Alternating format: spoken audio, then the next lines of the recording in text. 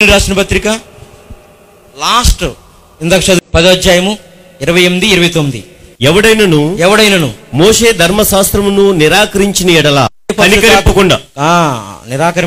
కనికరింపకుండా వాణ్ణి చంపుదురు. హల్లెలూయా. ధర్మశాస్త్రములో రాయించిన ఒక మాటను ఎవడైనా ఎదిరించినా, దాన్ని తప్పుగా బోధించినా వాడిని ఏం చేస్తారంట? కనికరింపకుండా ఇద్దరు సాక్షులు బట్టి చంపివేస్తారంట.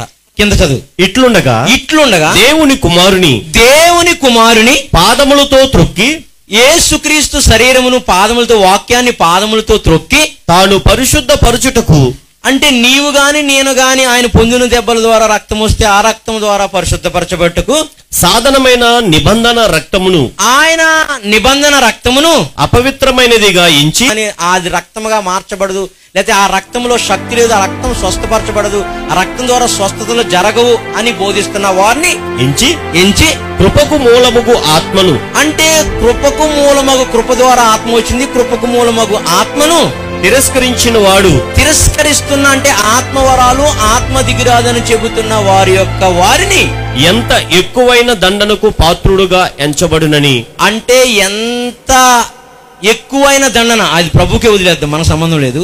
కానీ ఆ బోధన మాత్రము, ఆ అబద్ధ బోధన మాత్రము ఆత్మ ఖడ్గంతో మనం నరుకుదాం. హల్లెలూయా, హల్లెలూయా.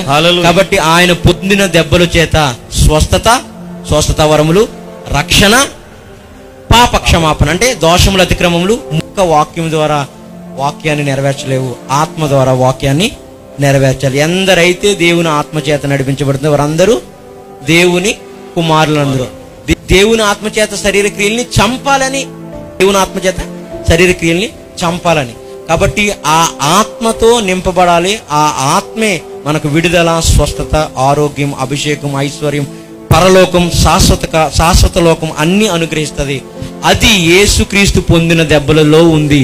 ఆ యేసుక్రీస్తు శిలువ రక్తాన్నే తృణీకరిస్తున్న వారిని మీ సంఘాల్లోకి పిలిచి వాక్యం చెప్పిస్తే మీ సంఘము, మీ బిడలు ఆ శాపాన్ని అనుభవించబోతున్నారు. ఆమేన్. హల్లెలూయా.